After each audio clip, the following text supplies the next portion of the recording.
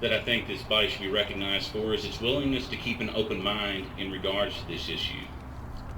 That, again, has not always been the case. And I think those two things, when you blend them together, really what you're looking at is a body that is focused more on legislative policy than the legislative experience. And again, just take some comfort in the fact that that exists, and we will do the very best we can for this state as we look to shape the future of healthcare in Arkansas. A lot of people have asked, me to handicap the body, and I think probably all the reporters here today have asked that we do that on a pretty routine basis. The only thing that I'm willing to handicap is that we're going to do our job.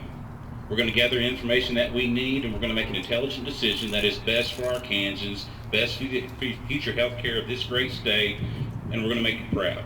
So with that, I'm going to turn it over to one of the guys who can vote for me. Or no, we'll let you do that. And again, thank you guys for your time, being involved, and your patience with the legislative process. As mentioned, you got to have 75 votes for something like this. Under our Constitution, this appropriation requires 75 votes. That doesn't happen with a legislature that is roughly divided on a partisan basis. So if Republicans and Democrats don't work together, if Republicans and Democrats don't find common ground, if Democrats and Republicans don't listen to each other, it's fruitless.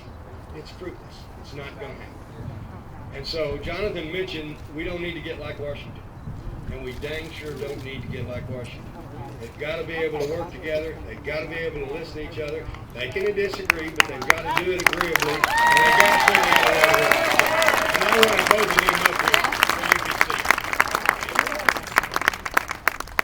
I'm not going to reiterate everything that's been said about extending health care coverage. You already know that.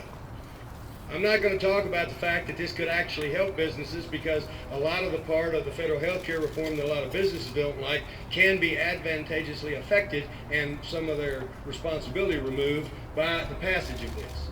I'm not going to talk about the fact that this is going to save a lot of hospitals, because whether we pass this or not, hospitals are paying for it, because they've already received, and what's already passed in Washington we don't have an option on, is that Medicare cuts to hospitals are helping to pay for Medicaid expansion. So that's going to happen. So we're paying for it whether we take it or not. Here's what I want to concentrate on. This is the point I want to make. All those other things are actually true. And I support everything that Dr. Fincher said and that Ray and everybody else has said.